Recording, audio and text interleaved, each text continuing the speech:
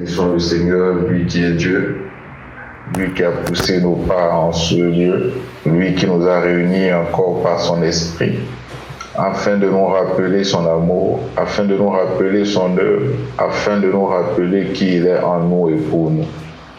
Nous le célébrons. Je pense que ce matin, et comme d'habitude d'ailleurs, le Seigneur ne fait que nous parler de lui, de son œuvre. Et ça peut paraître nouveau pour certains, mais je ne pense pas pour beaucoup, ce que nous allons partager. Mais il est important, du moins pour nous, pour notre âme, de nous rappeler ces choses, de se rappeler ces choses. Il est important pour notre âme, pour notre conscience d'écouter, de réécouter ces choses. On ne le dira jamais assez. La foi vient de ce qu'on entend et ce qu'on entend vient de la parole de Christ. Et on a vu durant les 2 dimanches derniers que c'est de l'abondance du cœur que la bouche parle. Et que pour que la bouche parle, il faut que le cœur soit rempli. Et on a vu pour que le cœur soit rempli, il faut qu'on écoute. Il faut qu'on écoute. Et la parole qu'on écoute, c'est la même parole. Elle ne change pas. Il n'y a pas une parole, on ne cherche pas à innover, on ne cherche pas à sortir d'autres paroles afin de montrer du pédantisme que nous connaissons, nous maîtrisons la Bible. Ce n'est pas de ça qu'il s'agit. Il s'agit d'une seule parole. Il s'agit de l'œuvre achevée de Christ à la croix. C'est le seul repas auquel nous avons été invités. C'est le seul repas que le Père dresse sur la table chaque fois qu'il nous convie à manger. C'est le repas du corps et du sang. C'est le repas de l'Évangile. C'est la seule parole à laquelle nous sommes appelés à écouter. Et c'est cette parole qui nous fait vivre. C'est l'écoute de cette parole qui nous donne la vie. C'est l'écoute de cette parole qui entretient cette vie qui est en nous. C'est l'écoute de cette parole qui nous fait donner et du courage et de l'espérance. Et c'est pour ça que le Seigneur nous dit de l'écouter. L'écouter, le réécouter, l'écouter. De ne pas nous lasser de l'écouter. L'âme a eu tendance à chercher quelque chose de nouveau. L'âme a tendance à chercher le sensationnel, le nouveau. C'est pour ça qu'il dit que l'âge est la voie qui amène vers la perdition. Parce que l'âme va chercher à te dire non, tu vas te connecter maintenant, tu iras là-bas encore, c'est pour écouter les mêmes choses. Et ils n'ont rien d'autre à te dire. Donc, c'est pas la peine d'y aller. Je préfère aller là où on démontre comment il faut. Je préfère aller là où je vais écouter quelque chose qui va donner sensation à mon âme, qui va soit affliger mon âme, soit le rendre heureux. L'évangile n'est pas fait pour te rendre ni heureux ni triste, puisque c'est l'Esprit de Dieu qui est ta joie. C'est l'Esprit de Dieu qui te donne la joie. Ce n'est pas la parole de Dieu. L'évangile n'est pas fait pour te donner des émotions. Et donc, puisque l'âme est à la recherche d'émotions, tu te diras non. Ce qu'ils vont dire là-bas, je connais. Ces frères-là, ils n'ont plus autre chose à nous dire. Ils ont fini leur réserve. Ceux-là, Dieu ne parle pas au travers d'eux. Et alors on cherche là où il y a l'émotion, là où on te dit, dis Amen plus fort, Amen. Quelqu'un m'entend ce matin. Est-ce que quelqu'un peut répondre Amen? La dimension dans laquelle tu rentres, c'est la dimension de ton Amen. Oh yes papa, prêche papa, voilà. Donc on préfère ces endroits où c'est le show, c'est le one-man show. On sort avec tant d'émotions, avec beaucoup de résolutions. À partir d'aujourd'hui, j'ai compris que, et je ferai. 2 jours, on se retrouve à ne pas faire, on revient encore à la case de départ. On écoute encore un autre. Chaud. On prend la résolution. Moi, je ne savais pas, mais maintenant que je sais, je me résous. Et puis on te retrouve à faire encore la même chose.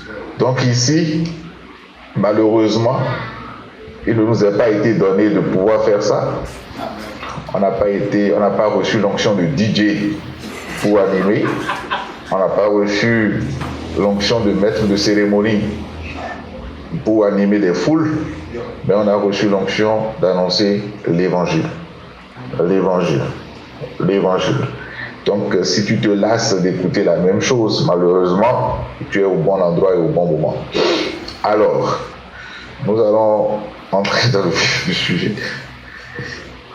Et nous avons déjà vu, comme je disais, nous avons déjà partagé ici, il y a quelques dimanches, je crois que c'est moi qui étais l'instrument ou la voix que le Seigneur a utilisé pour nous parler, qu'il n'y a pas d'adoration de divinité sans sacrifice. Partout où on parle d'adoration à une divinité, il doit avoir forcément sacrifice. Partout où on parle d'adoration à une divinité, il doit avoir forcément sacrifice. Et pour nous qui sommes de l'Afrique, ou pour nous qui venons selon la chair de l'Afrique, nous savons, parce que nous voyons beaucoup de choses. Au Bénin, nous venons de sortir de quelques jours où nos cousins qui n'ont pas encore la mentalité renouvelée ont célébré Dieu à leur manière. Et c'était vraiment quelle tonne d'animaux, de poulets, de moutons n'a pas été sacrifié. Combien de poulets, combien de moutons n'ont pas été sacrifiés. Donc partout où nous parlons d'adoration à un Dieu, nous parlons de sacrifice. Et c'est pour ça nous bénissons le Seigneur que nous ici, nous ne jetons pas un regard méprisant sur ces choses-là. Parce que nous sommes conscients que tout ça est inspiré de notre Père et nous sommes aussi conscients que nous faisons la même chose quand nous nous réunissons. Oui, quand nous nous réunissons, nous apportons nous aussi un sacrifice. Là, actuellement, nous sommes en train d'apporter aussi un sacrifice. Nous ne sommes pas différents de ce qu'ils ont fait ou de ce qu'ils font. Là, actuellement, là, ce que nous sommes en train de faire dans le règne spirituel, nous sommes en train d'apporter aussi un sacrifice. Mais seulement que notre sacrifice a plusieurs caractéristiques spécifiques. Et nous allons aborder deux de ces caractéristiques-là qui importent parmi ces milliers ou toutes ces caractéristiques différentes. Nous allons en aborder deux. Le premier, c'est que nous, notre sacrifice, le sacrifice que nous présentons n'est pas le sacrifice d'animaux ou d'animal, mais le sacrifice du Fils de Dieu, qui n'est rien d'autre que Dieu dans un corps d'homme. Je reprends, le sacrifice que nous apportons, c'est pas un sacrifice, le sacrifice que nous sommes en train de présenter là, le sacrifice que nous sommes dans le culte d'adoration, ce sacrifice-là, ce n'est pas le sacrifice de coq, de poulet, de mouton, de bœuf, de quoi que ce soit. Mais là, actuellement, le sacrifice, c'est le sacrifice du Fils de Dieu. Et quand on dit Fils de Dieu, nous le comprenons, nous le savons. Ce n'est que Dieu lui-même dans un corps d'homme. Ce n'est que l'Esprit, c'est un sacrifice spirituel, le sacrifice de Christ que nous sommes en train de présenter. Lisons nous allons lire dans le livre d'Hébreux, Hébreux chapitre 13. Je vais prendre le temps de lire du verset 10 au verset 15, dans la version TPT. Le livre d'Hébreux, chapitre 13, versets 10 à 15. La parole dit, je lis dans la version TPT, la version anglaise traduite en français par Tipple. Nous nous régalons d'un sacrifice sur notre autel spirituel. Nous nous régalons d'un sacrifice sur notre autel spirituel. Mais ceux qui servent comme prêtres dans l'ancien système de culte n'ont pas le droit d'en manger. En effet, le grand prêtre porte le sang des animaux dans la chambre sainte en guise de sacrifice pour le péché.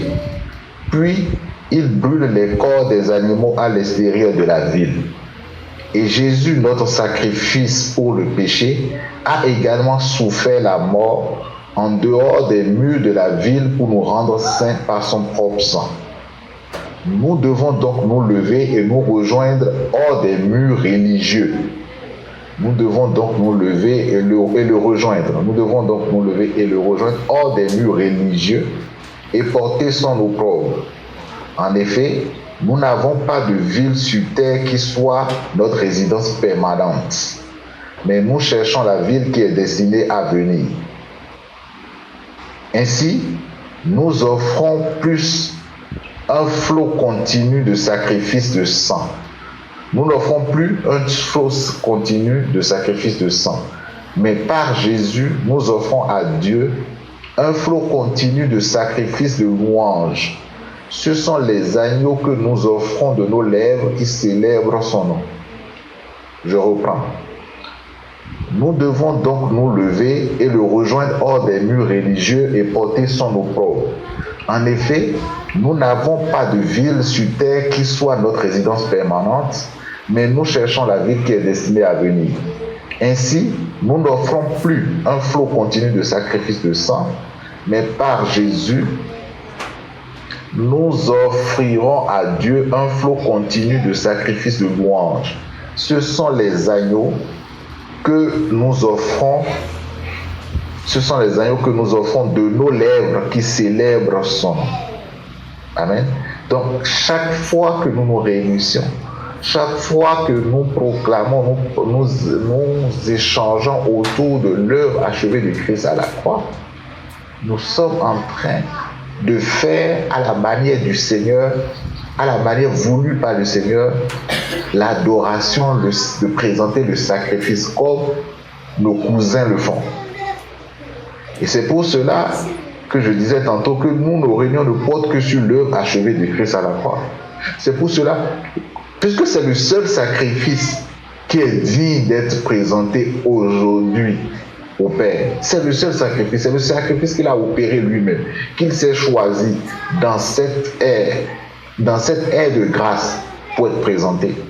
Et c'est pour ça, l'Esprit nous amène chaque fois que nous nous réunissons à présenter le même sacrifice. Il n'y a pas à changer aujourd'hui, à dire aujourd'hui il faut présenter autre chose. Et c'est pour cela que je disais tantôt que nos réunions ne portent que sur l'œuvre achevée de Christ à la croix.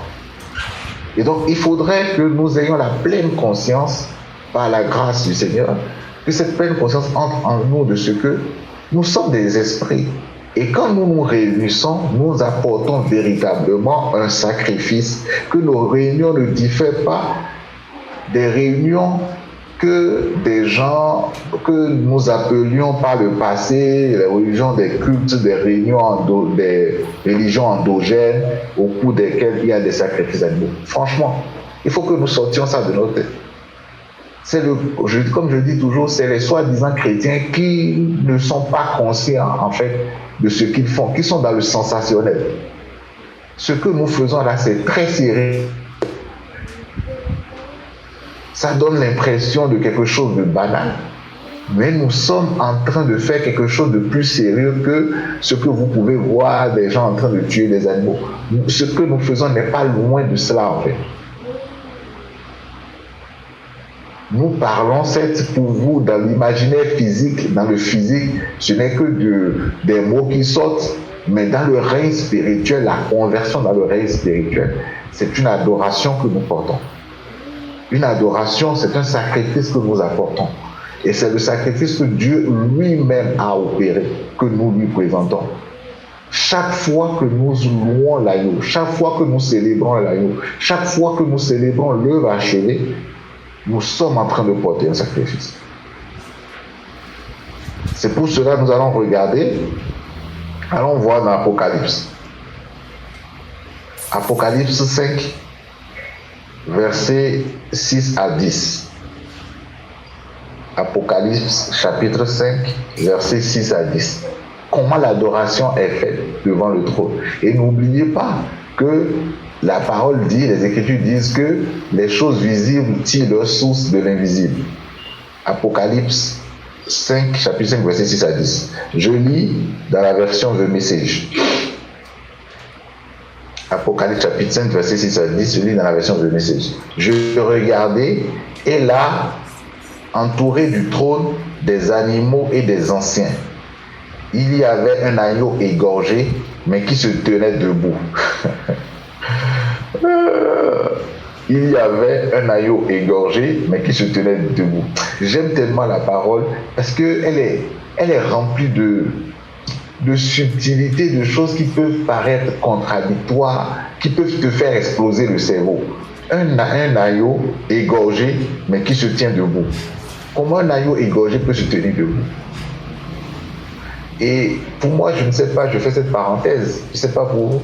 Quand on me demande, mais comment tu sais que les Écritures, là, ça tire leur source de la parole, que c'est la parole écrite de Dieu. Oui, c'est une religion importée. Oui, c'est des choses qu'ils ont écrites, ou que c'est les Juifs, c'est les oui. Je dis, moi, la seule chose que je dis, si c'est un homme qui devait écrire ça, ces écritures-là, la Bible, s'il devait un homme qui devait s'asseoir, réfléchir, écrire ça, ce serait plus parfait que ça. Si c'était un homme qui devait raconter l'histoire d'un peuple, comme les gens le disent, ce serait plus parfait que ça. Un homme ne peut jamais vouloir parler d'un Dieu et le parler dans ce sens-là. Mais la Bible, si on doit la lire dans la réflexion humaine, montre plein d'imperfections d'un Dieu qui est amour. Un Dieu qui fait des guerres, un Dieu qui demande à un peuple d'exterminer d'autres hommes. Et puis, tu lis, tu vois plein de contradictions, c'est-à-dire Matthieu qui dit ci, Jean qui dit le contraire, Pierre qui dit... C'est-à-dire, quand tu veux l'examiner dans la logique humaine, c'est le livre le plus imparfait qu'un auteur peut écrire. C'est le livre le plus imparfait qu'un auteur peut écrire. C'est rempli de semblants de contradictions dans la logique humaine que tu te dis, mais attends, personne ne peut vendre ce livre-là. Donc ça me rassure. Quand je regarde ces choses-là, je dis, aucun homme, une intelligence humaine ne peut pas écrire ça. Parce qu'il va se dire non. Une intelligence humaine pour présenter Dieu aurait dit ouais, donc Dieu a aimé le peuple, Dieu a défendu, Dieu a protégé tel, Dieu a fait ci, il a donné des bonbons, il a donné de la nourriture, Dieu n'a pas fait ci. Tu allais voir un Dieu, oh là là là là là là, tu rêverais l'avoir pour toi. Mais quand tu lis, tu te dis mais attends, quel Dieu ce livre-là présente quoi? Donc, la parole dit, je regardais là, entouré du trône, des animaux et des anciens, il y avait un agneau égorgé, mais qui se tenait debout. Il avait 7 cornes et 7 yeux, les 7 esprits de Dieu envoyés sur toute la terre. Il s'approcha de celui qui était assis sur le trône et prit le rouleau de sa main droite. Au moment où il prit le rouleau, les 4 animaux et les 24 vieillards se prosternèrent et adorèrent l'agneau. Chacun tenait une harpe et chacun tenait une coupe d'or remplie d'encens, les prières du peuple saint de Dieu. Et ils chantèrent un cantique nouveau. Nous allons voir le cantique nouveau qu'eux ils chantaient à l'agneau, c'est-à-dire l'adoration qu'ils faisaient à l'agneau. Digne, prends le rouleau, ouvre ses seaux. Tu es, en payant de ton sang, tu as racheté les hommes et des femmes.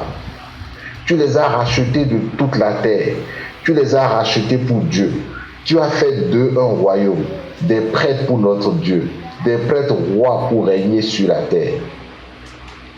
J'ai regardé à nouveau, j'ai entendu une troupe d'anges autour du trône, des animaux et des anciens, 10 000 fois 10 000, 1000 après 1000, après 1000, en plein champ.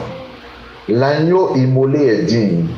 Prends le pouvoir, la richesse, la sagesse, la force. Prends l'honneur, la gloire, la bénédiction. Puis j'entendis toutes les créatures du ciel et de la terre, des enfers et des mers, se joindre à eux, toutes les voix en tout lieu chantant. À celui qui est sur le trône, à l'agneau la bénédiction, l'honneur, la gloire, la force pour les siècles des siècles. Les 4 animaux s'écrièrent, oh oui, les anciens tombèrent à genoux et se prosternèrent. La description qui est faite de ce qui se passe autour du trône en termes d'adoration tourne autour de l'œuvre, de la célébration de l'œuvre que le Père a accomplie, de la célébration de l'œuvre achevée de Christ à la croix. Et comme je vous dis, rappelez-vous, ce n'est pas parce que nous faisons ça ici que eux qui se répètent là-bas. Parce que la parole nous dit que les visibles tirent sa source de l'invisible. C'est la réalité qui est là-bas qui nous fait vivre aussi cette réalité-là ici. C'est ce qui se passe là où nous sommes, cette adoration de l'agneau, cette élévation de l'œuvre achevée de Christ à la croix, cette célébration de la victoire. C'est ça que nous faisons ici, c'est ça qui a un impact sur nos vies. Et quand nous nous réunissons, nous ne pouvons pas faire autre chose que de célébrer l'agneau. Nous ne pouvons pas faire autre chose que de célébrer cette œuvre-là. Nous ne pouvons pas faire autre chose que de parler de cette œuvre-là. Car autant nous sommes là-bas, autant nous sommes ici. Et c'est la réalité là-bas. C'est l'adoration du moment. L'adoration du temps présent, c'est la présentation de ce sacrifice. C'est de célébrer ce sacrifice-là. Et c'est ce que nous faisons quand nous nous réunissons. Nous devons avoir, que le Seigneur nous donne d'avoir conscience de cette réalité, de ne pas banaliser ces moments-là pour dire, bon, ok, oui, puisqu'on donne la parole à chacun d'échanger, ouais, c'est un joke, voilà, on a bavardé un peu, non. C'est autant sérieux dans le règne spirituel que les cultes que nous voyons où les gens tuent des animaux, versent du sang et puis disent des incantations. Nous sommes là en train, c'est un sacrifice que nous sommes dans une œuvre purement spirituelle là actuellement. Et c'est pour ça, quand nous avons cette conscience-là, cette compréhension-là, je dis, nous ne jetons pas un regard méprisant sur les autres. Donc, le premier caractère que j'ai dit, on allait parler de deux particularités. La première particularité, c'est-à-dire, ce n'est pas les animaux, mais c'est le sacrifice spirituel de Christ. C'est le sacrifice du Fils de Dieu. C'est le sacrifice que Dieu même a accompli et qu'il a agréé. C'est ce sacrifice-là qui nous amène à lui présenter. C'est ce sacrifice-là que nous présentons. Donc, nous présentons bel et bien un sacrifice. Nous présentons bel et bien un sacrifice. C'est pour ça, parfois, à certains endroits, les Écritures disent que chaque fois que vous vous réunissez, il faut faire ça. Ce n'est que ça qu'il faut faire. Parce que c'est l'adoration à Dieu. C'est l'adoration, c'est le culte qui est voué au Père, au Créateur du ciel et de la terre. C'est le culte qui lui est voué aujourd'hui. À l'ère du temps, le culte qui lui est voué, c'est le culte d'élévation de son sacrifice. C'est la présentation de son sacrifice. La deuxième particularité de ce sacrifice que nous présentons, c'est que c'est un sacrifice vivant. C'est pour ça que j'ai lu et relu la phrase qui disait « On voit un agneau égorgé, mais debout. »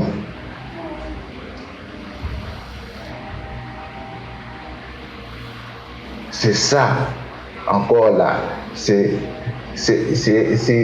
la plus grande des particularités du sacrifice que nous présentons. Nous présentons un sacrifice vivant. Qu'est-ce que ça veut dire que le sacrifice du Père, que le sacrifice du Fils de Dieu, qu'est-ce que ça veut dire que le sacrifice de l'agneau de Dieu est vivant? Qu'est-ce que ça veut dire pour nous? La parole dit qu'on voit sur le trône un agneau égorgé, mais qui est debout. Quand vous égorgez un poulet, quand vous égorgez un mouton, est-ce qu'il est encore debout?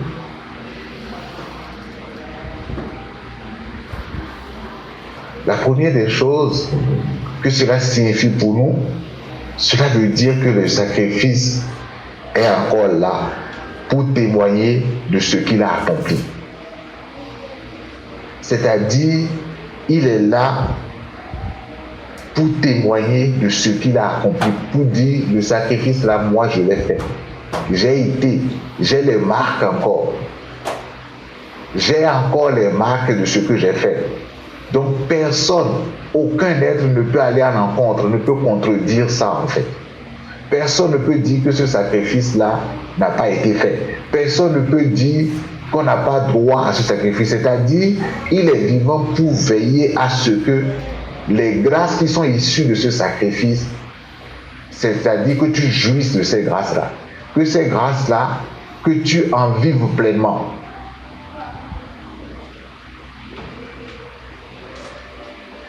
Il est vivant pour témoigner. C'est pour ça qu'il dit qu'il nous envoie le témoin et qu'il ne fera que parler de ce que lui il a fait. Il est vivant pour témoigner de ce que ce sacrifice-là, pour veiller à ce que ce sacrifice-là parle sur ta vie tous les jours, parle sur nos vies tous les jours. Il est vivant pour veiller sur sa parole. C'est pour ça que la parole dit que Dieu veille sur sa parole pour l'accomplir. Et on sait que c'est une œuvre déjà accomplie. Ce n'est pas que Dieu, c'est pas maintenant que Dieu le fait. C'est quelque chose qui a été déjà fait. C'est quelque chose qui a été déjà fait. Donc le fait que le sacrifice soit vivant, en fait, c'est un gage pour nous de ce que nous ne pouvons pas échouer, de ce que nous ne pouvons pas être confus, de ce que nous ne pouvons pas manquer d'amour, de ce que nous ne pouvons pas manquer de soutien. Parce que l'amour manifeste, celui qui a manifesté cet amour en se livrant à la croix, en fait, il est vivant pour dire non. Je l'ai aimé, je suis allé à la croix pour lui. Je l'ai aimé, je suis allé. Voici les marques. Il n'y a pas de raison qu'il ne vive pas de cet amour-là. Il n'y a pas de raison que cet amour-là ne l'emballe pas. Il n'y a pas de raison que cet amour-là ne s'exprime pas en lui. C'est une assurance qu'il nous donne du fait qu'il soit vivant. Je suis passé par là déjà. Il n'y a pas de raison. J'ai les marques. J'ai l'expression de mon passage par l'autel. Je suis passé par l'autel. Mais c'est moi qui ai fait. Alors c'est un gage pour nous. L'autre point qui est important du fait que le sacrifice soit vivant, un sacrifice qui est passé par l'autel et qui est vivant, ça veut dire que le sacrifice est plus fort que l'objet du sacrifice. Je reprends. Si l'agneau qui a été immolé est encore vivant, ça veut dire que l'agneau est plus fort que ce pourquoi il a été immolé. Si malgré qu'il soit passé par la mort, il est vivant, ça veut dire qu'il est plus fort que la mort. Ça veut dire qu'il est plus fort que ce pourquoi il a été immolé. Et ça, c'est toute la base de notre foi. C'est toute la base de notre foi, la résurrection. Nous devons apprendre à voir l'agneau immolé, le sacrifice, Christ sur la croix, mais nous devons aussi apprendre à voir Christ ressuscité assis sur le trône. Paul pouvait dire que si Christ n'est pas ressuscité, que nous sommes encore dans nos péchés et que notre foi est vaine. Notre foi porte sur le fait que ce sacrifice-là soit encore vivant. C'est la différence avec les autres cultes.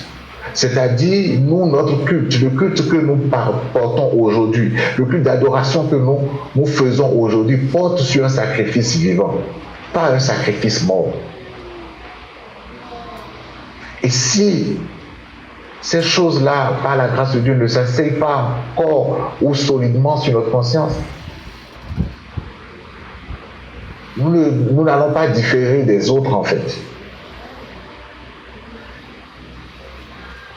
La richesse ou la différence, la puissance de notre sacrifice, c'est qu'il est vivant, c'est qu'il est ressuscité. Et comme je disais, Paul dit que si Christ n'est pas ressuscité, si nous n'avons pas en conscience l'agneau vivant, assis sur le trône, Christ ressuscité, il dit notre foi est vaine. Si nous nous arrêtons juste au sacrifice, il y a quelque chose qui manque. Il y a quelque chose qui manque. Nous avons la conscience du sacrifice, oui. Nous avons la conscience que Christ a été sacrifié, oui. Nous avons la conscience que Christ est mort pour les péchés, oui. Autant nous avons cette conscience, autant par la grâce de Dieu, nous avons la conscience que Christ est ressuscité. Et ça, c'est la base de la foi. Et ça, c'est la base de notre foi. Parce que c'est la base de notre justification. Parce que la parole dit qu'il est mort pour nos péchés et qu'il est ressuscité pour notre justification. Le témoignage de notre justification, c'est Christ ressuscité. C'est le fait que l'agneau soit vivant. C'est le fait que le sacrifice soit vivant encore. C'est ça le témoignage de notre justification. Donc quand nous disons que nous sommes justes, nous sommes en train de dire le ressuscité vit. Quand nous disons que nous sommes la justice de Dieu, nous sommes en train de dire que l'agneau de Dieu est vivant. Et quand nous disons que l'agneau de Dieu est vivant, nous disons par là que les grâces de l'œuvre achevée de Christ à la croix sont notre partage. Nous sommes en train de dire, voilà, que nous ne connaissons pas la mort. Dans l'adoration ce matin, dans le temps d'action de grâce, l'Esprit pouvait dire par la bouche du jusqu'à, mais qu'est-ce que tu appelles la situation est pourrie? Connais-tu le ressuscité? Tu ne peux pas être en train de regarder au ressuscité et voir la situation en train de pourrir. Si tu regardes au sacrifice, oui, tu peux t'attendre à dire que la situation est pourrie, il n'y a plus d'issue. Mais quand tu as la conscience du ressuscité, quand tu as la conscience de celui qui a vaincu la mort, celui qui a dominé la mort, celui qui est passé par la mort et qui vit, et que autant tu regardes le Christ sur la croix, autant tu regardes le Christ assis sur le trône, tu ne peux pas parler de la situation éprouvée. Aucune situation ne peut pourrir devant toi. Aucune situation ne peut être sans issue. Non pas par ta sagesse, non pas par tes intelligences, non pas par ta force, mais parce que le ressuscité vit. Parce que tu as la résurrection en toi. Parce que la résurrection est ta vie. Parce que tu as en toi la vie qui a dominé la mort. Et c'est son œuvre en fait. Il a fait ça afin que nous ayons la conscience de la vie, pas de la mort.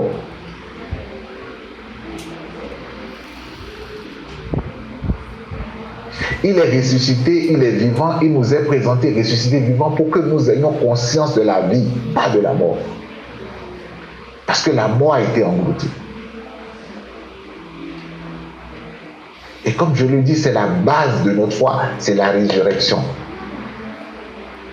Et c'est en foi de cela que Abraham est appelé père de la foi. Abraham n'est pas appelé père de la foi parce qu'il a cru qu'il aura Isaac.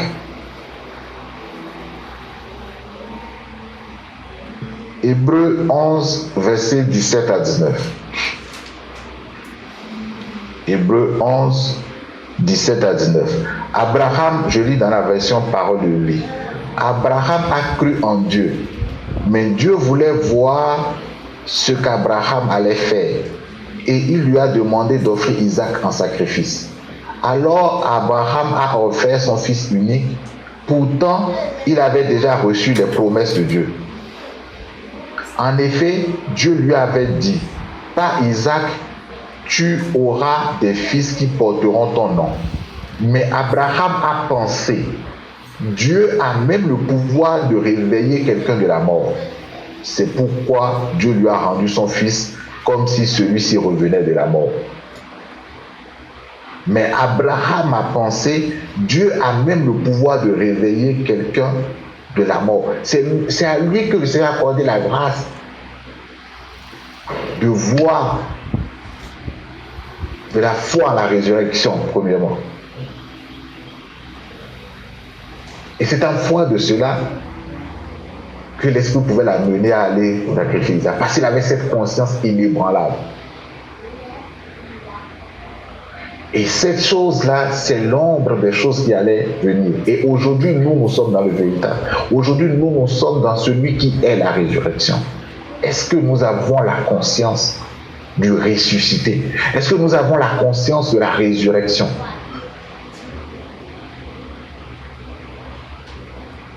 De ce que la mort n'est plus notre partage. Parce que nous avons, on dit le premier Adam était une âme vivante, mais le dernier Adam est un esprit vivifiant qui communique la vie. Est-ce que nous avons la conscience que par la foi en l'œuvre achevée de Christ à la croix, nous avons en nous un esprit vivifiant, un esprit qui communique la vie, l'esprit qui a vaincu la mort, l'esprit de résurrection. Paul dit, si l'esprit qui a ressuscité Christ d'entre les morts habite en vous.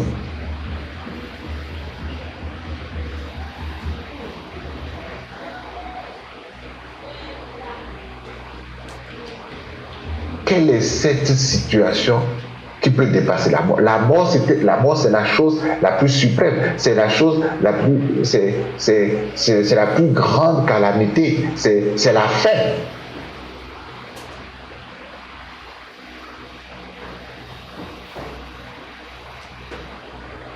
Mais celui que nous adorons, celui qui est notre vie, celui dont nous portons la vie, celui qui vit en nous, il a vaincu cette mort-là. Et quand je parle de mort dans tous ses aspects, que ce soit mort dans des affaires, que ce soit mort physique. Il a vaincu cette mort. Celui dont nous parlons aujourd'hui, celui qui nous réunit, celui qui habite en nous, c'est celui qui a dompté la mort.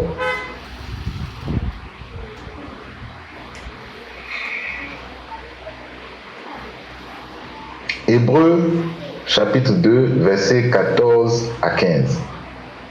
Je lis toujours dans la version Parole de vie. Hébreux chapitre 2, versets 14 à 15. Il dit, ces enfants-là ont quelque chose en commun. Ce sont des êtres humains. L'esprit du mal avait le pouvoir de les faire mourir. À cause de cela, à cause du fait que l'esprit du mal avait le pouvoir de les faire mourir, Jésus lui aussi est devenu un être humain pour enlever sa force à l'esprit du mal en mourant lui-même.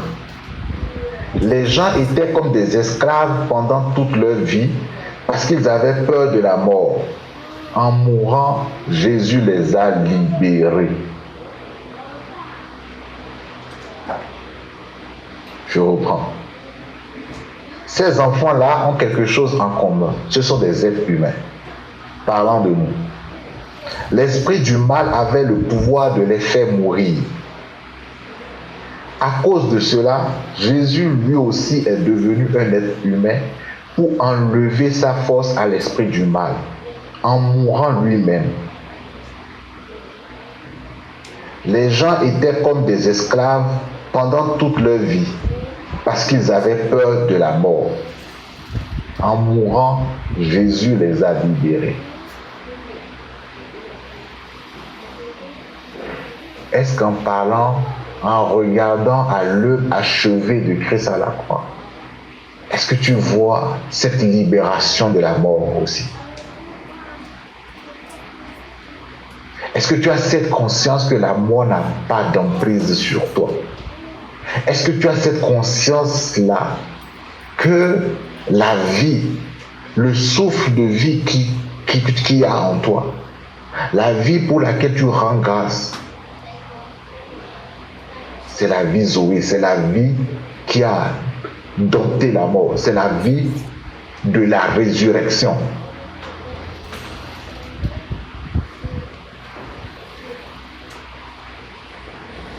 Est-ce que, en levant les yeux, en regardant à cette situation, tu as la conscience du ressuscité, tu as la conscience de l'agneau vivant, tu as la conscience du sacrifice vivant, qui n'est pas resté sur l'autel, mais qui a vaincu l'autel en fait. qui est vivant. Comment peux-tu créer une certaine situation? Peux-tu dire qu'il est déjà tard? Il est tard pourquoi? Il est tard pourquoi? Même en retard, il est toujours à l'heure. Il est tard pourquoi?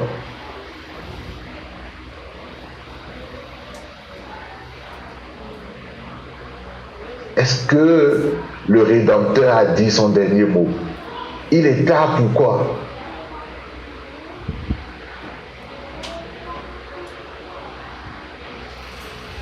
Le sacrifice qui parle sur ta vie, c'est un sacrifice vivant.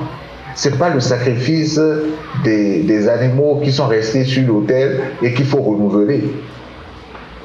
En fait, c'est un sacrifice vivant. Il vit celui qui a été le sacrifice. Il vit. Il est plus fort que l'objet du sacrifice. Si c'est pour le péché qu'il a été sacrifié, il est plus fort que le péché. Il a non seulement réglé le péché, mais il domine. Donc ça veut dire, il te donne les avantages de l'après-péché par sa vie. Si c'est pour la maladie, il a vécu et te donne il te donne l'assurance de l'après-maladie. En fait, il vit en fait. C'est un sacrifice vivant. Il n'est pas resté couché sur l'autel comme les animaux pouvaient rester. Et donc, où l'effet de ce sacrifice a fini et il faut renouveler, non.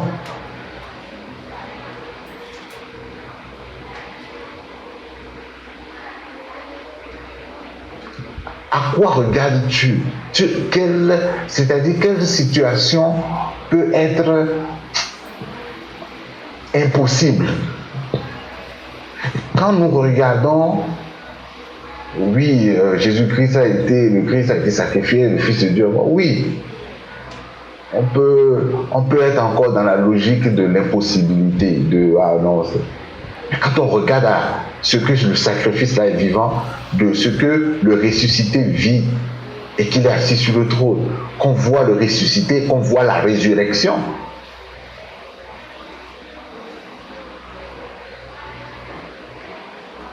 le game peut changer à tout moment. Avec la résurrection, le game peut changer à tout moment. Le jeu peut changer à tout moment.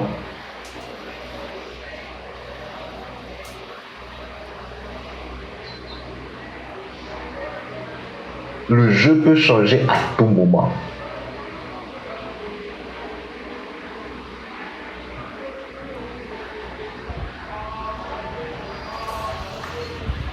As-tu conscience que le sacrifice est vivant? As-tu conscience de ce que ce sacrifice qui parle sur ta vie, qu'est le sacrifice de Christ? Qu'en fait, c'est un sacrifice vivant qui est assis sur le trône et qui regarde ce pourquoi il a fait le sacrifice, veillant à ce que, en fait, tout soit accompli jusqu'à la dernière virgule, que tout soit accompli, que tout soit manifeste.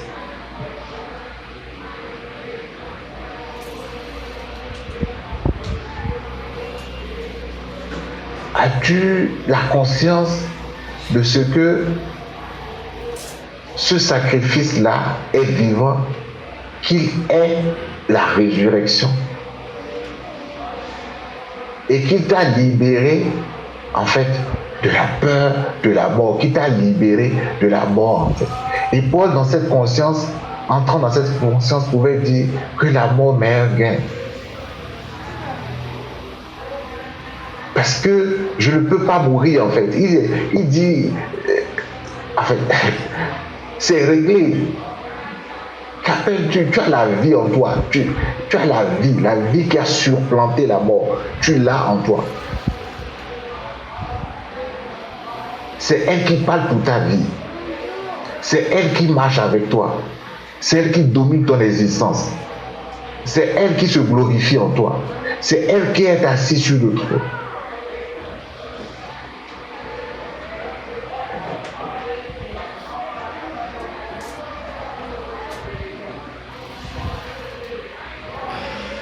On parle de la résurrection.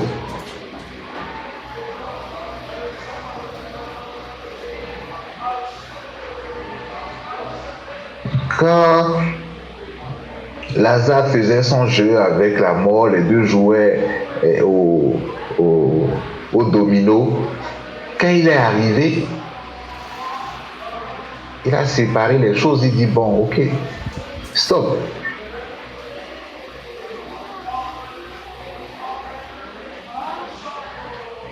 C'est de lui dans sa dimension glorifiée qu'on parle en fait.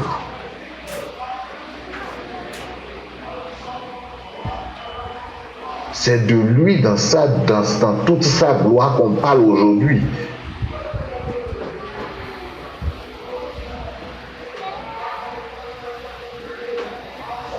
Autant nous voyons le sacrifice, autant le Seigneur nous donne la grâce de voir le sacrifice qui est vivant, qui atteste de ce qu'il a fait sur nos vies, qui atteste de qui il est dans nos vies, qui atteste de ce que nous sommes justes, qui atteste de ce que nous sommes sa justification, qui atteste de ce que nous sommes sa sanctification, qui atteste de ce que qui atteste de ce qu'il est notre justification, qui atteste de ce qu'il est notre sanctification, qui atteste de ce qu'il est notre vie. Il est vivant pour attester de cela en fait. C'est une assurance.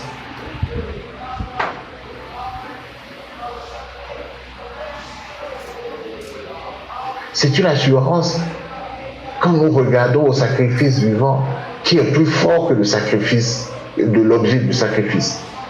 C'est le sacrifice vivant qui a dominé la mort.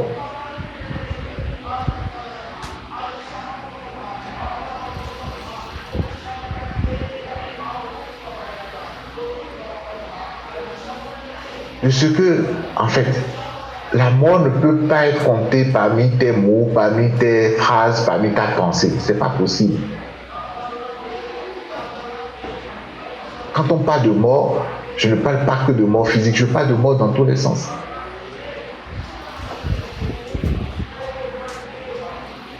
Parce que nous avons la pensée de Christ. Et la pensée de Christ, c'est la vie.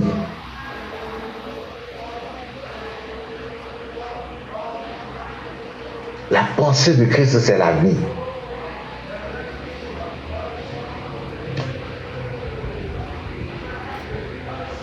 C'est cette pensée que Christ nous rappelle ce matin, la vie. Il ne s'est pas arrêté à la mort. Il est vivant. La vie dans tout ce que tu peux, dans tous les domaines. La vie sous tous ses aspects. Qui t'a appris la mort?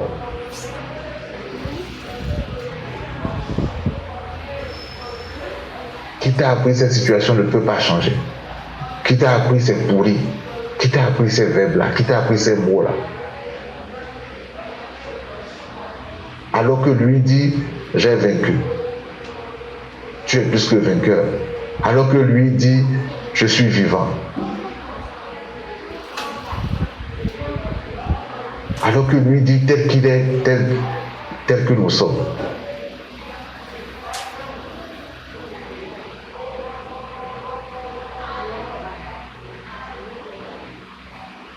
Est-ce que nous voyons l'agneau sur le trône? Est-ce que nous voyons le sacrifice vivant qui parle pour toujours, même dans ton sommeil? Même quand tu ne pries pas. Même quand tu ne penses pas à lui.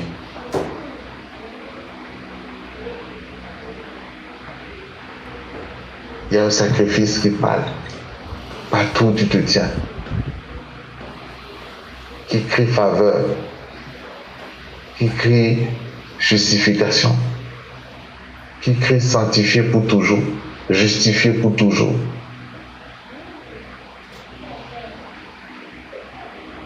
Il y a un sacrifice qui parle parce qu'il est vivant. Il y a un sacrifice qui parle parce qu'il est vivant. Que le Seigneur nous accorde encore ce matin la grâce, dans son amour infini, dans sa volonté pour lui, dans sa volonté pour nous de le connaître. D'avoir la conscience de Christ à la croix, tel que le serpent d'airain a été élevé, de voir Christ à la croix, mais de voir aussi Christ ressuscité. De voir aussi Christ assis sur le trône, dominant sur toutes choses, régnant sur toutes choses. De nous donner, d'avoir le langage de la résurrection, le langage de la vie de résurrection. Le langage de la vie de résurrection. Celui qui est passé par la résurrection, c'est, on dit qu'Abril, on n'a plus peur de couteau, il n'a peur de rien.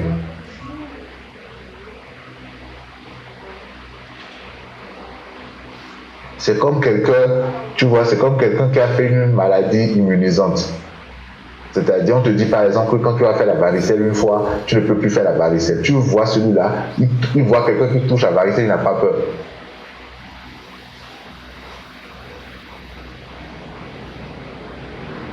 Quelqu'un qui a fait la varicelle une fois, il est immunisé pour toujours, il ne pourra plus jamais faire la varicelle. Donc, il touche, celui qui a fait la varicelle, il touche, il n'a pas peur. Ainsi, celui qui est passé par la mort, qui est venu à la vie, te dit, hey, toi tu parles de mort, tu dis, oh, toi tu parles de quoi? De quoi parles-tu? Moi je ne comprends pas de la mort. Oh, le yo-yo. Tu parles de quoi?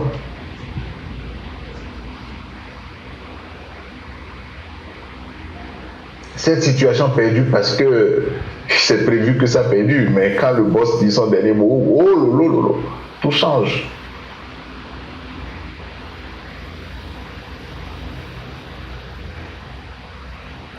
Tout change.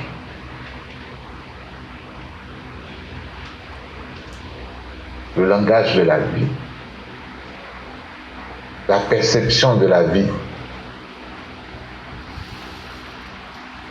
la perception du Christ ressuscité, du sacrifice vivant, demeure notre partage.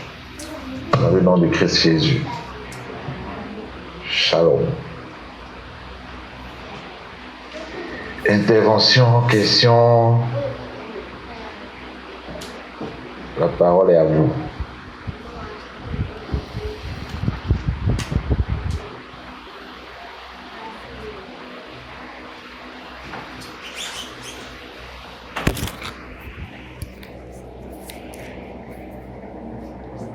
Un enfant de Dieu qui, qui visiblement, dans son langage, malgré que dans son langage, il dit qu'il reconnaît Christ, il sait que Christ est vivant, qui est passé par la mort, qui est ressuscité et tout ça, mais qui continue quand même à avoir peur, qui continue à craindre.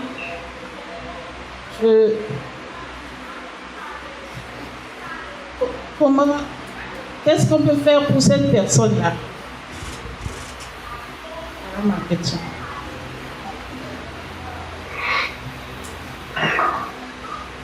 Ok. Shalom, justement.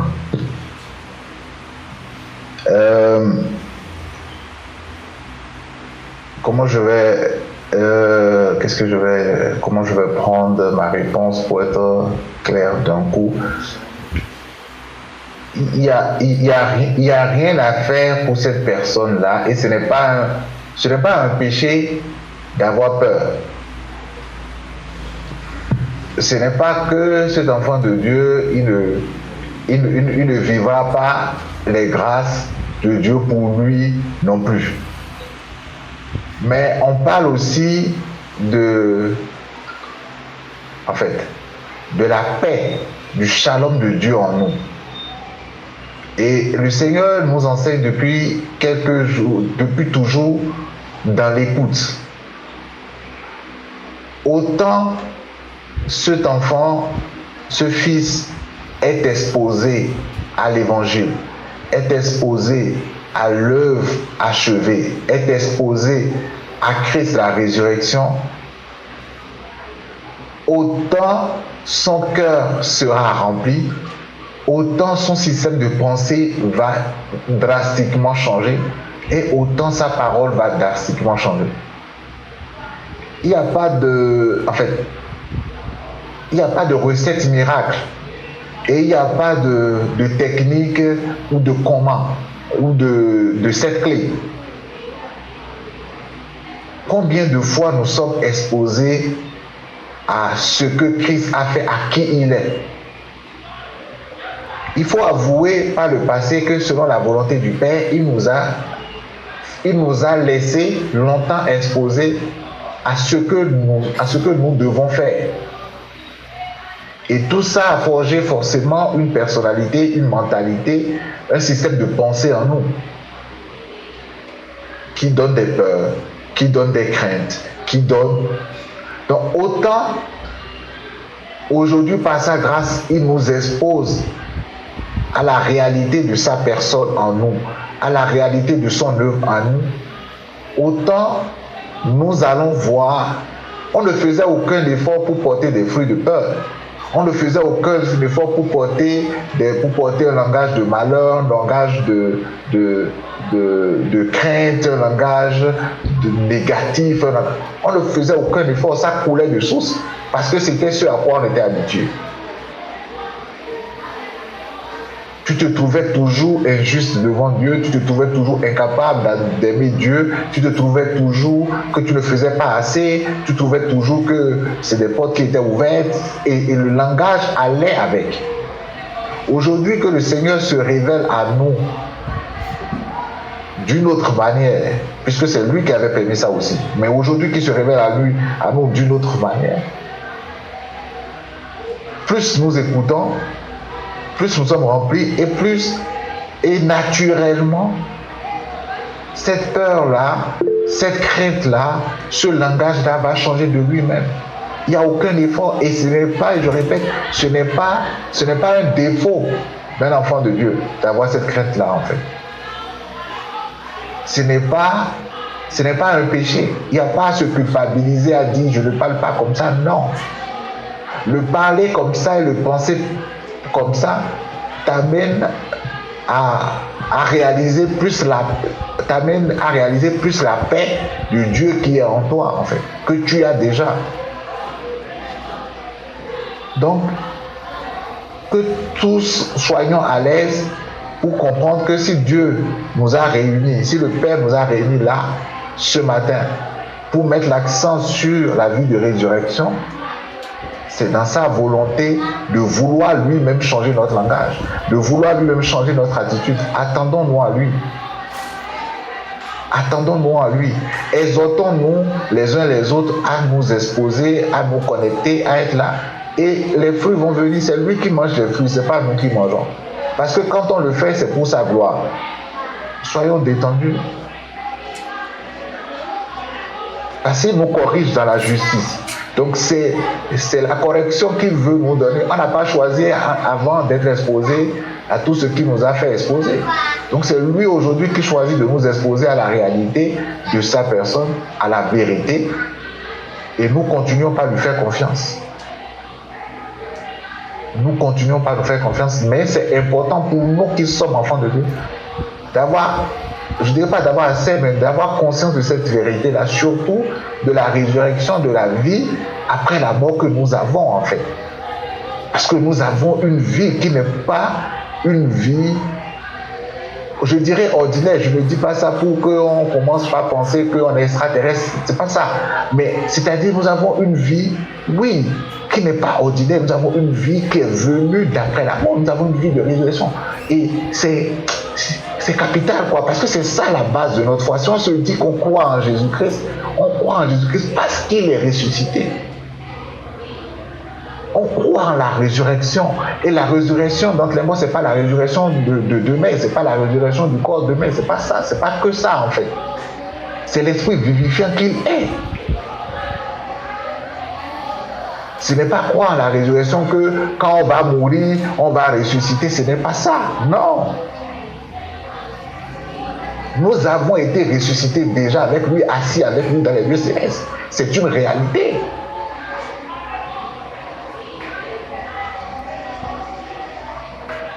Autant nous avons cette conscience qu'il habite en nous, autant nous avons... Il ne peut pas habiter en nous si nous ne sommes pas ressuscités avec lui. Donc c'est la base de notre foi. La base de notre foi, ce n'est pas Jésus-Christ, c'est la résurrection, c'est le fondamental, c'est le fondement, c'est ça le fondement. C'est parce que nous sommes ressuscités avec lui qu'il habite en nous. Et ressusciter avec lui, c'est que nous avons vaincu la mort.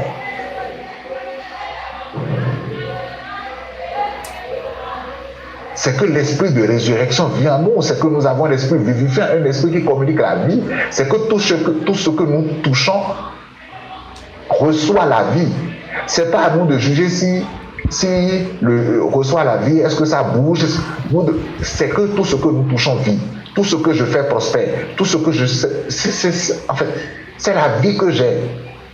Le résultat que ça donne, ça ne me concerne pas. Je ne suis pas jugé au résultat, je suis jugé, c'est ce que je connais, c'est ce que j'ai.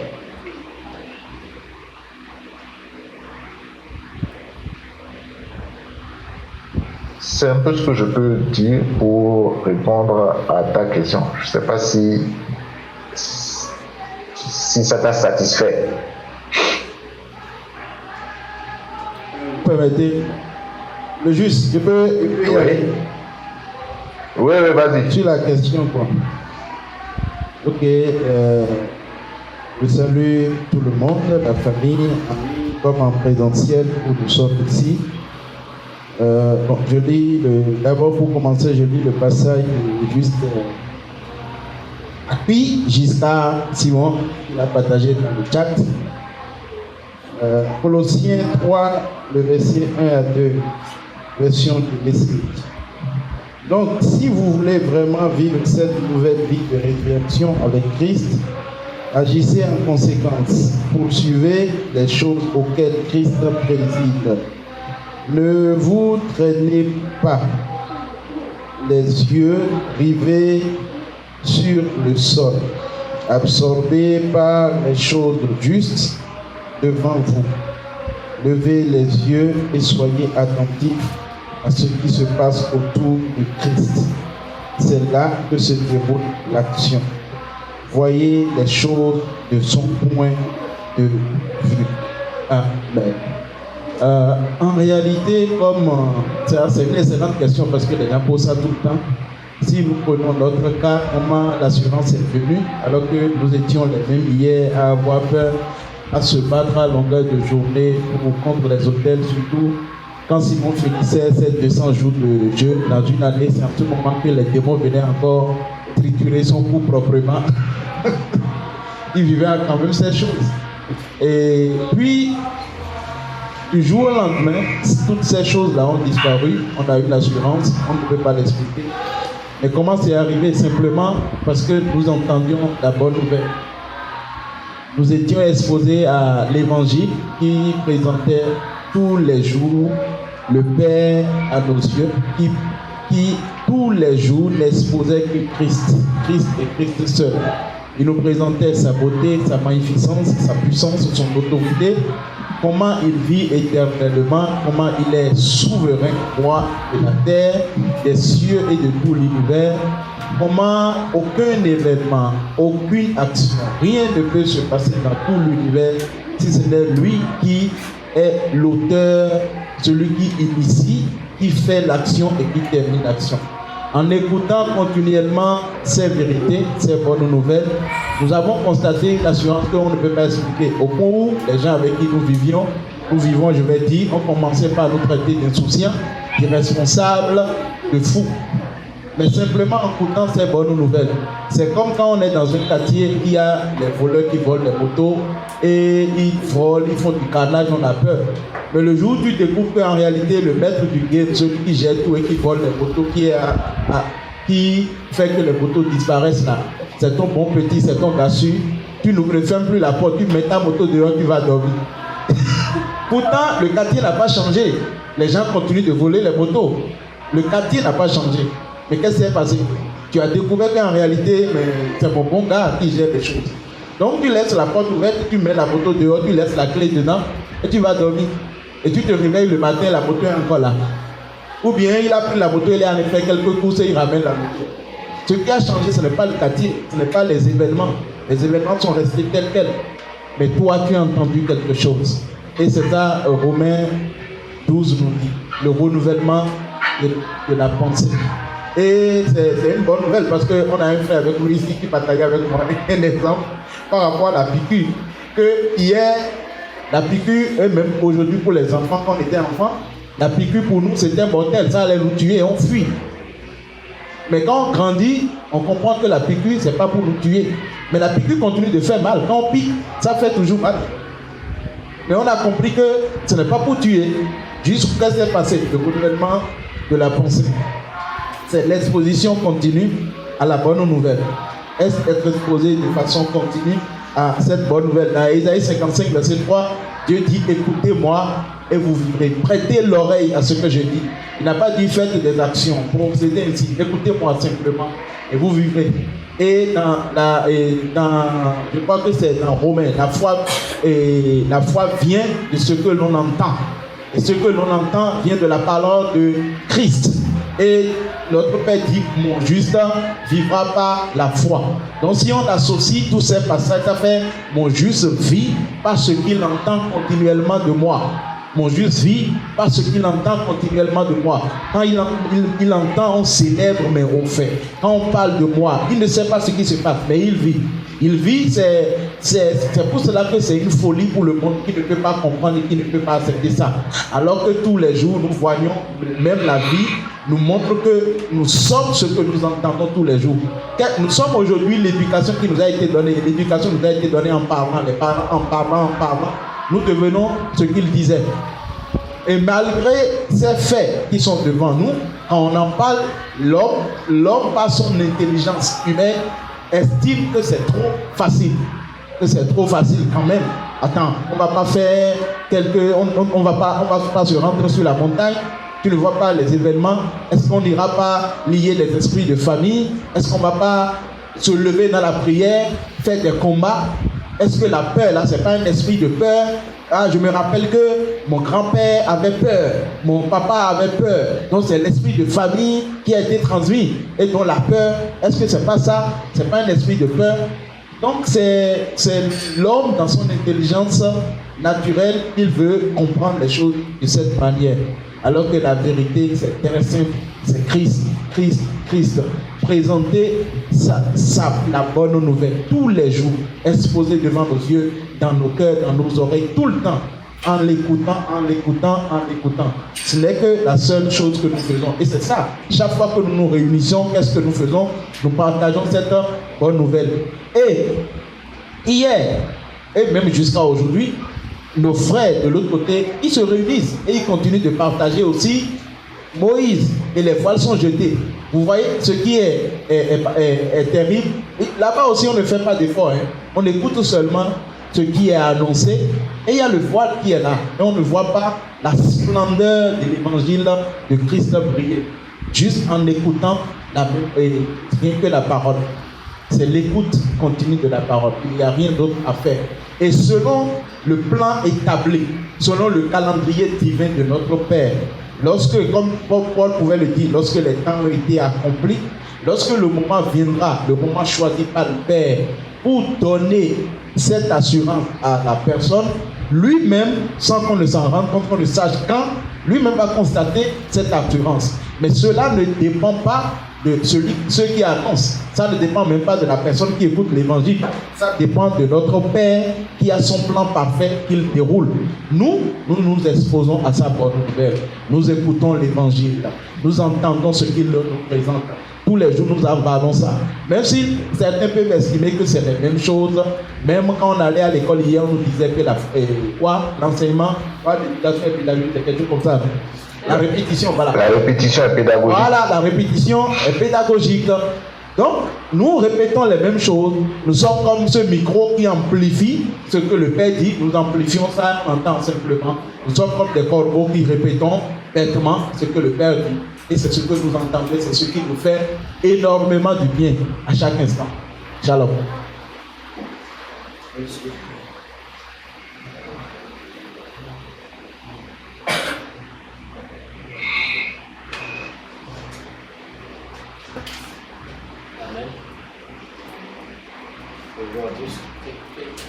Bonjour à tous. Merci au Seigneur pour ce message de ce matin. Vous savez, l'essentiel a été dit. Le plus important, c'est ce à quoi nous sommes exposés au quotidien. Qu'est-ce que tu écoutes? C'est un peu comme un Français qui, s'il veut être bronzé, qu'est-ce qu'il va faire? Il va s'exposer au soleil, il y a un soleil sur lui. Il va être bronzé, il n'y a pas de clé. Il ne va pas aller quelque part, il va dire, bon, il faut activer telle clé pour que quelqu'un soit bronzé. Non, il va juste aller s'exposer. Et plus il le fait, donc, il y a ce qu'on appelle l'exposition progressive. Plus il s'expose à ça, il y a l'exposition progressive et continuelle. Donc, plus il s'expose à ça de manière progressive, continuelle, ben, il va constater. C'est juste un constat qu'il va faire. Et c'est même de même pour nous aussi. À force d'être exposé à un message qui véhicule la peur, le doute, la psychose, tu vas constater que tu es dans la peur, dans le doute, dans la psychose. De la même manière, à force d'être exposé à un message qui véhicule la paix, la tranquillité, l'assurance, la confiance au Seigneur, tu vas constater que, sans le vouloir, il y a une paix inexplicable qui t'anime, il y a une tranquillité, il y a un calme, il y a une assurance. Pas que les situations ne seraient pas présentes, non, les situations sont là. Mais dans ces situations-là, tu seras totalement détendu, tu seras calme, tu ne paniqueras pas. Et cela va étonner même les gens autour de toi qui vont penser, sur la base de l'intelligence humaine, il ne faut pas leur en vouloir, ils vont penser que tu es un irresponsable. Ils vont penser que toi, tu es dans le déni. Tu es dans le déni, en fait, parce que tu ne veux pas admettre ce qui est. Donc, c'est comme si tu veux fuir la réalité. La réalité est pendante devant tes yeux, mais tu t'efforces de la fuir. Mais non, en réalité, tu ne t'efforces pas de fuir. Tu es juste conscient de ce qui est la réalité. Pourquoi Colossiens 2,17 nous dit que la réalité est en Christ. La seule réalité qui soit, c'est en Christ. Donc ce que je peux, du point de vue humain, naturel, voir, n'est pas une réalité, non, c'est de l'illusion. La seule réalité pour moi, elle est en Christ. Donc je ne suis pas dans le déni quand je n'admets pas certaines choses. Voilà un peu. Tout dépend de ce à quoi on est exposé. Et pour la petite anecdote, hier, j'étais quelque part à une cérémonie de dot et il y avait un orateur, un prédicateur, pasteur, je ne sais pas comment on va l'appeler, qui, c'était dans un village, encore reculé, dans son message à l'endroit de l'auditoire, il a passé tout son temps, près de 30 à 45 minutes, à ne faire que l'apologie de la sorcellerie. À un moment donné, je disais à la personne qui était à côté de moi, le monsieur là, est-ce que c'est pas un agent commercial de par... Je ne comprends pas. Il faisait tellement la publicité que mais non. Et à croire qu'il avait le répertoire ou la liste des sorciers du Bénin, il va te dire, dans tel endroit, il y a été sorcier de tel endroit qui a fait ci, là. Mais il tenait la Bible en main. Nulle part, comment il n'a pas de Christ. C'est quoi? Qu'est-ce qu'il veut transmettre aux gens? La peur. Et après, il va leur dire, viens à Christ et tu vas vaincre ces sorciers-là. C'est faux.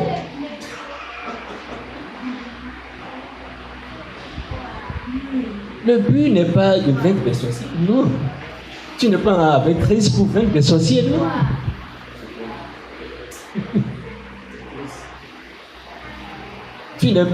Tu n'es même pas avec Christ pour vaincre la mort, non.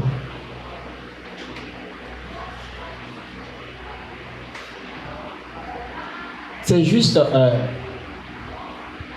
un dommage collatéral positif. Mais ce n'est pas ça le but. parce que tu es avec Christ, cela va de soi que tu as autorité sur la mort. Voilà. Mais c'est pas ça le but. Parce que tu es avec Christ, cela va de soi que pour toi, les sorciers ne comptent pas. Colossiens 2, 20. Les forces du monde ne comptent pas pour vous. Non, ça ne compte pas. Je ne peux pas les comptabiliser. Je ne peux pas faire les listes. Ça ne compte pas. C'est juste un dommage collatéral positif. Mais ce n'est pas le but principal. Or, aujourd'hui, par ignorance, par méconnaissance, nous en faisons le but. Et tout est centralisé autour de ça. Et quand c'est centralisé autour de ça, la vérité est quoi? C'est que dans le quotidien, la personne vivra comme si elle était sous influence d'un sorcier. Elle vivra comme si elle est en communauté. Or, qu'il n'en est rien. Donc, tout dépend de ce à quoi on est exposé, ce à quoi la personne est vraiment exposée. Il ne s'agit pas d'écouter, je finis par ça, de faire un mélange. Quelqu'un va dire, bon, j'écoute ça, hein, oui, c'est comme là, j'écoute ça toujours. Mais est-ce que tu n'écoutes que ça? Parce que écouter ça, et quitter là, et encore, tu nous laisses pendant 3 mois, 6 mois, je ne sais pas, et tu vas écouter encore. Voilà, tu fais du mélange, tu vas écouter les DJ. Tu vas écouter les DJ, tu reviens encore ici. Ça fait un mélange. Donc, il faut savoir ce que tu écoutes, pour voir un peu ce que vous écoutez, c'est tout. Et le Seigneur le dit, ce passage est verset 3, si bien, écoutez-moi et vous vivrez.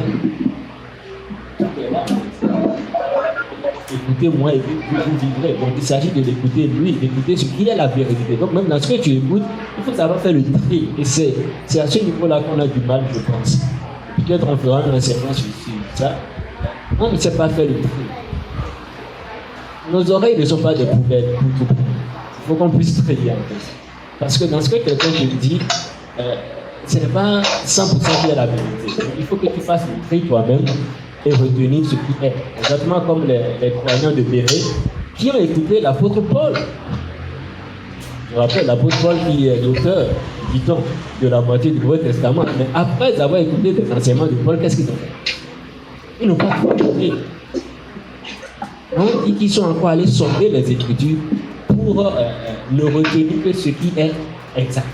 Ça signifie que dans tout ce que Paul leur a dit, il y avait des choses qui n'étaient pas exactes.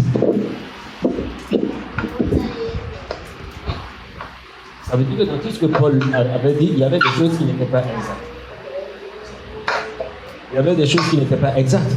Et donc, ils sont partis encore examiner les Écritures. Et ça, c'est ce que nous ne faisons pas. Bon, ok, on a écouté le message de Dieu. Après, il faut examiner les Écritures toi-même et retenir dans tout ce qui a été dit ce qui est exact. C'est important. Et forcément, en faisant ce travail, le Seigneur d'Esprit nous amène à retenir ce qui est exact et qui nous fera véritablement vivre tel qu'il le veut. Merci.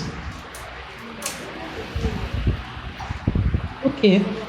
Merci à tous pour les réponses données. En fait, bon, j'ai eu la réponse à ma question. Je l'avais, mais je me demandais si avec cette personne, je m'y prenais bien.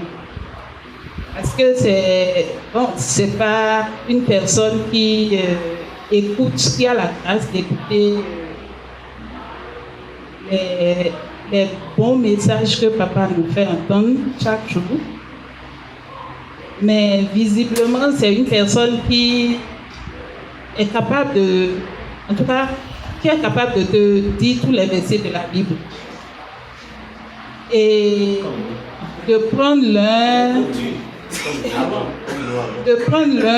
et de le mettre avec l'autre et de te développer tout un tas de trucs. Et vraiment, l'état de la personne est tellement préoccupante pour moi parce que c'est une proche à moi, est tellement préoccupante que je prends le temps de partager la bonne nouvelle de l'évangile de Christ, mais je me rends compte que ça n'a... Je ne sais pas, c'est comme si ça n'a pas d'effet. C'est comme si la personne voit que moi je suis insouciante, je ne vois pas les choses sous l'angle spirituel, je suis encore bébé spirituellement, et vraiment la peur s'est tellement installée dans le cœur de cette personne que je dirais qu'elle fait une dépression. Elle fait une dépression, a peur de tout, n'est plus libre, tout ce qu'elle voit, il faut qu'elle interprète mal et tout ça. Donc ça me préoccupait, ça me préoccupe. Du coup, je me suis demandé si j'avais la bonne approche. Mais des différentes réponses, je retiens que bon, pour moi, c'est de partager avec la personne. Et le reste, Dieu, Christ aussi se charge de convaincre la personne et de lui transmettre sa paix. Je voudrais me permettre de faire un petit rajout. Le plus important pour nous, c'est de partager la bonne nouvelle autour de nous. Ça s'arrête là. Notre mission n'est pas de convaincre X ou Y. On partage si la personne est destinée à croire, à comprendre, à croire, à être consciente, elle le sera.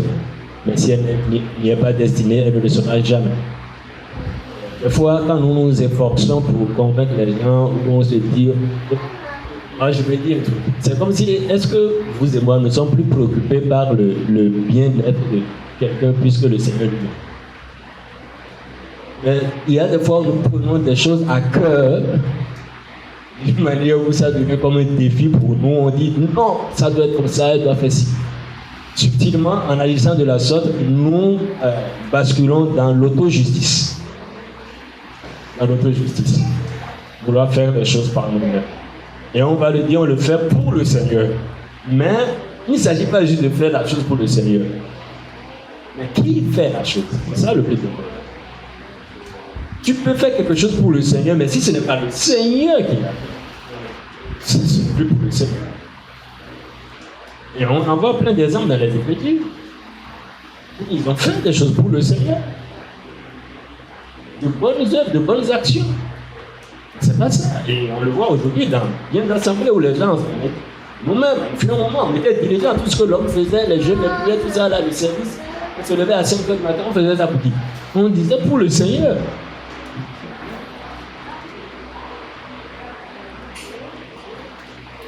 Notre seule part, c'est de partager la bonne nouvelle. Par amour.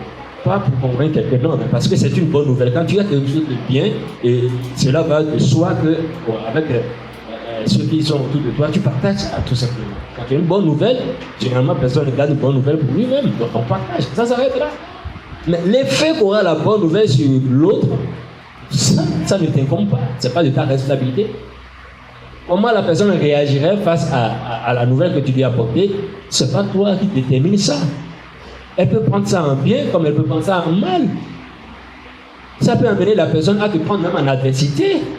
Oui, il n'y a pas de souci. Donc, ne faites plus de ça une préoccupation personnelle.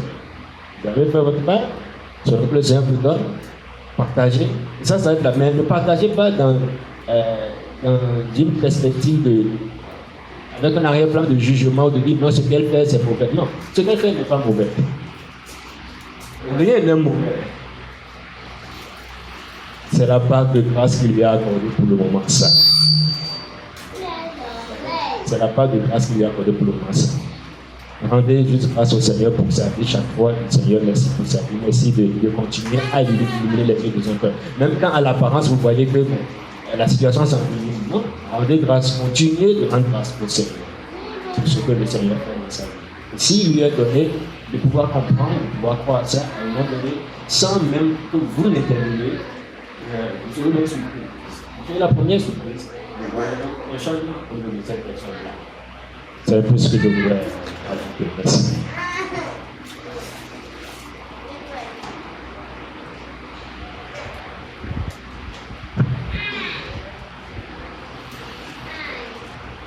Merci beaucoup. Et je veux dire à la sœur dit que la personne croit au Christ. Et en fait, quand une personne dit qu'elle croit en Jésus-Christ, nous présumons qu'elle croit en Jésus-Christ. À tous ceux qui disent qu'ils croient, ne croient pas en réalité. Voilà ceux qui diront Seigneur, Seigneur. Ça veut dire qui disaient qu'ils croient. Alors si la personne croit, Jésus a dit que je leur fais connaître ton nom et je leur ferai connaître encore. C'est pourquoi ceux qui avaient cru avant et qui étaient dans les égarements se sont retrouvés finalement. Comme nous en tout cas. Donc, si la personne croit réellement, eh bien, le Christ va se révéler à elle dans ce domaine. C'est pas parce que donc, c'est une certitude. Si elle croit en Jésus-Christ, elle va s'en sortir. Et si elle ne croit pas en Jésus-Christ, comme il faut croire, comme Judas Iscariote par exemple, qui prêchait, oui, Judas prêchait, mais ne croyait pas en réalité. Donc, si la personne ne croit pas, nous pouvons affirmer. Donc, votre part est d'envoyer la parole et la parole accomplira son œuvre, sa mission. Je dirais que cette question est pour nous tous parce que on a mis les activités au devant de l'écoute de la parole parce que cela semble passif. C'est comme être assis dans un bus. Alors, vous dites de marcher et maintenant on vous demande de vous asseoir. C'est difficile jusqu'à ce que vous réalisez que pour aller plus vite, il faut s'arrêter. Donc c'est un paradoxe qui vient à l'esprit. La vie de repos est vraiment un grand combat. C'est pas on parle encore d'un grand combat. Voilà, c'est quelqu'un qui avait pris une vieille et quand il était en chemin, il a vu en train de marcher et avec ses bagages sur la tête et il s'est arrêté avec sa voiture, il a pris la vieille et soudain, et en regardant le rétroviseur, il voit que la vieille a repris son bagage sur la tête. Elle a mis le bagage sur la tête. Dans le véhicule, la vieille trouvait que c'est trop facile d'être débarrassée comme ça et qu'elle et son bagage vont aller à destination sans le moindre effort de sa part. Au moins, même si elle-même ne faisait rien, pour elle-même, elle devait encore faire quelque chose pour ses bagages. Donc, vous voyez, la vie de repos lâche pris. Donc, je veux dire quoi? Le combat aujourd'hui est de ramener les gens sur l'efficacité. C'est l'évangile qui est le salut. L'évangile, c'est Dieu en train d'annoncer son Fils. C'est la parole, celui qui annonce son Fils. C'est l'évangile qui produit la foi. C'est l'évangile qui transforme. Les gens doivent savoir que cette parole, c'est elle qui fait tout. Et donc, quand nous l'écoutons, nous sommes comme Marie qui est assise. Mais Marthe est agitée par les activités. Et Marthe finit dans l'incrédulité. Elle veut éduquer le Seigneur. Elle veut cuisiner pour celui qui nourrit dans le désert. Elle veut donner des leçons à Dieu. Elle veut enseigner Dieu. Donc elle voit Dieu et donc c'est comme ça que vous finissez. Elle accuse ceux qui sont au repos. Pourquoi eux ne s'agitent pas comme moi? Les gens prient pour que vous vous agitiez. Et Jésus lui dit, mais oui. Et pourtant, elle cuisinait pour Jésus. Elle faisait quelque chose humainement. Du point de vue humain, elle mettait les félicitations. Elle disait, mais vous voyez, c'est moi qui travaille. Jésus a dit, non, en fait, la seule chose qui est nécessaire, non, ça veut dire que ce que tu fais est inutile, c'est ce que Marie a choisi. Donc, parce que celui qu'elle écoute, Marie écoute, est celui qui produit tout le reste. Donc, Marie travaillait, Marie était assise dans le bus, tandis que Marthe courait dans le sens contraire. Et à l'extérieur du bus. Donc, finalement, vous voyez, et quand Moïse contemplait la gloire du Seigneur, la Bible dit que Moïse était transformé, son visage scintillait. Et Paul a appliqué cela pour nous les croyants. Et donc ça dit que nous sommes transformés de gloire en gloire, pas en termes de nature. Nous sommes le corps de Christ, nous avons la même nature que le Christ lui-même. C'est-à-dire notre pensée, le renouvellement de la pensée passe par la contemplation de ce qu'il a fait. Et quand nous le contemplons maintenant, lui, il transforme nos pensées, nos sentiments, nos émotions de beauté en beauté à l'image de ses propres pensées, de ses propres sentiments. Donc la contemplation est ce qui nous amène à scintiller dans le sens de nos pensées, de notre manière de voir Dieu. Et nous voyons aussi que quand les Juifs ont reconnu leur péché et ont même prié que Dieu les guérisse, Dieu a dit, vous avez reconnu, confessé vos péchés, vous avez prié, maintenant il y a une activité. Asseyez-vous et contemplez ce que Moïse a fait.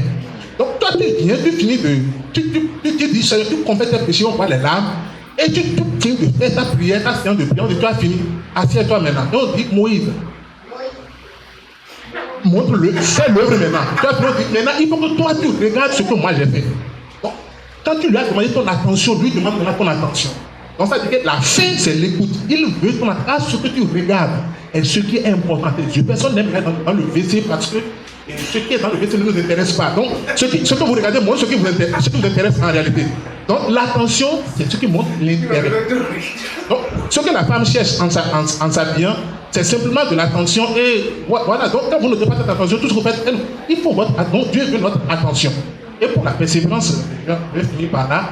On a Naaman, dans cette préparation, Naaman a supposé qu'il fallait qu'Élisée sorte. Elle pose les mains, crie, fasse des trucs. Élisée n'est pas sorti, c'est le Christ aujourd'hui.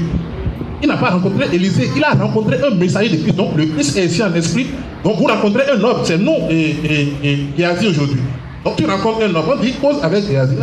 Oui, on dit va plonger dans le Jourdain.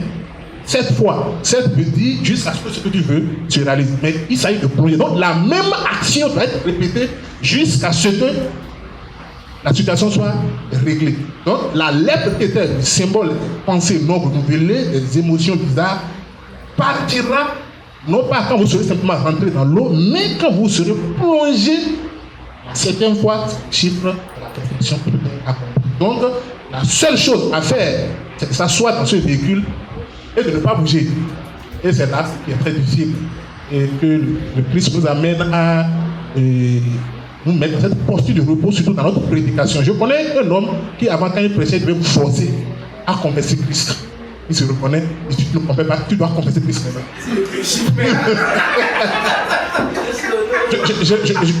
Je me rappelle quand un jour, je me rappelle qu'à un moment donné, j'étais dans une situation terrible. Et vraiment, on s'est rencontrés. Et vraiment, j'ai aimé son action. Mais mon problème avec lui, je lui disais, nul ne peut venir à moi si celui-là ne peut pas le faire. Et il me regardait, il me dit, mais il faut faire un effort. Donc, chaque fois, je répétais la même phrase. Mais le problème, c'est que c'est moi qui étais malade. Donc, et maintenant, après, j'ai retrouvé, il est encore plus malade que moi dans ce sens. Donc, c'est-à-dire, le prédicateur doit savoir que tout se passe dans le repos. Il faut forcer les gens, il faut forcer à s'asseoir dans ce bus-là. Et ça, nous irons. Et déposer le bagage. Pour les bagages. Et si vous me permettez, ce matin, quand la sœur disait que ta bonté vaut mieux que la vie, je me suis dit, mais qu'est-ce qui vaut mieux que la vie? Il y a un paradoxe. Et je me suis rendu compte que la bonté dont on parle ici, c'est le salut. Parce que c'est pour cela que Paul a dit que mourir est un gain quand je suis en Christ. Donc Paul parlait du salut, c'est-à-dire le Christ en nous. Donc la bonté qui vaut mieux que la vie, c'est le Christ en nous. Et notre transformation vient dans la contemplation. Et parfois nous disons que quelque chose est mauvais alors que c'est bien. Quand Lazare est mort, Jésus s'est réjoui. Il s'est réjoui. Donc, ça veut dire que devant tout ce qui se passe, Dieu rit. Il dit, mais c'est une occasion que j'ai permis pour me manifester. Donc, Dieu rit quand le chrétien commence à semer du désordre. Excusez-moi le terme. Quand c'est une occasion de montrer, si Dieu dit qu'il est un sapeur-pompier, toi qui es son ami, c'est l'heure où l'incendie va éclater sur ta maison. Sinon, comment saurait-on que Dieu peut éteindre le feu? Pourquoi choisir Lazare, son ami? Oh, j'aime Jean qui a dit 2 fois. Oh, Jésus aimait Marie et Lazare. Il a dit 2 fois. Il précise que l'amour de Dieu l'amène à permettre des hommes dans votre vie. Autrement, on ne pourrait. Bon, on sait qu'il fait passer de mort à la vie, mais comment va-t-on le voir? Donc, si cette personne se concentre sur le message de Christ, elle va passer de la confusion à la lucidité. Elle va passer de l'inquiétude à la paix. Ça, c'est une résurrection, c'est le passage. Elle va passer de la mentalité qu'une piqûre est mauvaise à ce que la piqûre est bonne. Donc, et elle verra qu'il y a des problèmes qui n'ont pas besoin d'être réglés. En fait, c'était une bonne chose. Elle verra que cet échec était un succès. Si je n'ai pas réussi je n'ai pas réussi à me jeter dans le feu, c'est une bonne chose pour moi. Mais c'est pas que je ne sais pas que c'est le feu. Le jour où je découvre que en fait, le projet qui a échoué là me menait vers le feu. Je remercie le Seigneur de m'avoir empêché de le réaliser. Donc, en Christ, il n'y a pas d'échec. Il n'y a que le succès. Mais quand même, on a dit toutes choses pour quoi? On n'a pas dit toutes choses agréables. Non, c'est pas agréable. On a dit tout concours à notre bien, la piqûre concourt bien, la chicotte, excuse-moi, parfois concourt bien. Et je finis ici. Un gars est allé faire, j'ai lu ça quelque part, un gars est allé faire une demande. Et pour être un agent d'entretien, et on lui a dit, mais est-ce qu'il a un email? Vous devez savoir ça, j'ai lu ça chez un frère d'ici. Et il a dit qu'il n'a pas d'email. Et finalement, on l'a renvoyé. Et après, quand il a pu monter une entreprise de vente de fruits, il allait quelque part pour l'assurance. On a dit, mais est-ce qu'il a un email? Il a dit, mais s'il avait 10 000, il serait actuellement agent d'entretien. Donc, le gars a reconnu que ce qu'il avait vu comme, ce qu'il avait renvoyé avant, en fait, était bénéfique. Donc, tout se passe pour le renouvellement. Nous devons encourager les frères dans le repos, et le prédicateur doit savoir qu'en réalité, quand la parole sort de lui, elle ira accomplir seulement ce que Dieu a planifié qu'elle accomplirait. Merci beaucoup, je m'arrête là. Excusez-moi.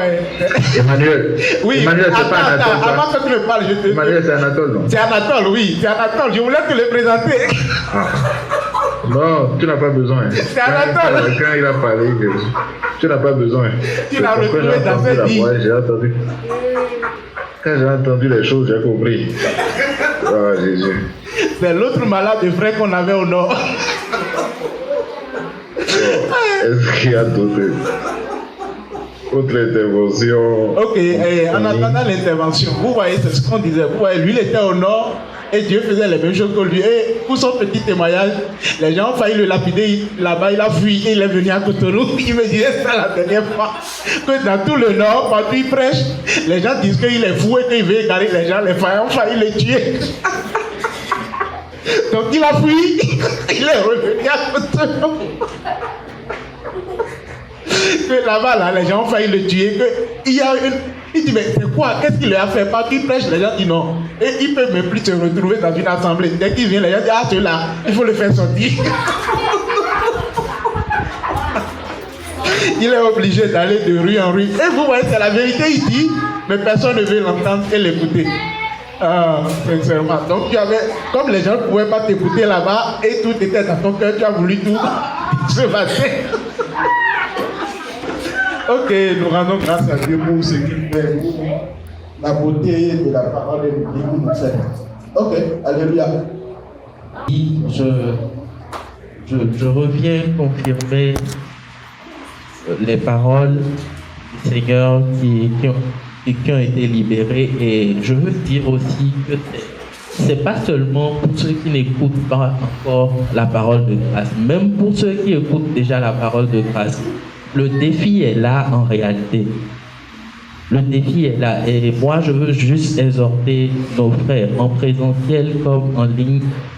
Nous avons une plateforme, nous avons une chaîne YouTube où tous les messages sont postés, et même sur une plateforme, un site web, je vais dire, où les messages sont mis en lecture. Vous pouvez lire les messages. Il s'agit de christictv.com pour la plateforme de lecture, et de Christic TV tout simplement sur YouTube où on peut retrouver les messages. Je nous exhorte à aller réécouter les paroles, à réécouter les messages et à demeurer dans le repos. Shalom.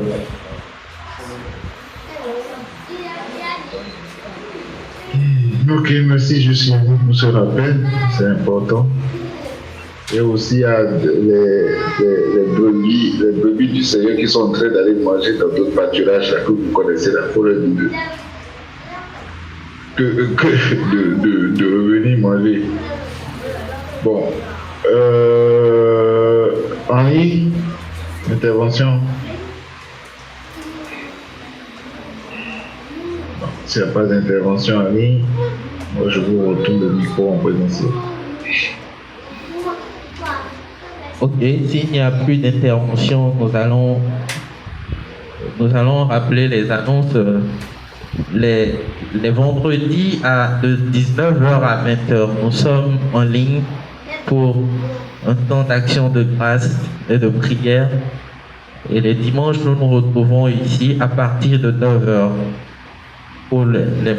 pour les réunions d'action de grâce et d'enseignement.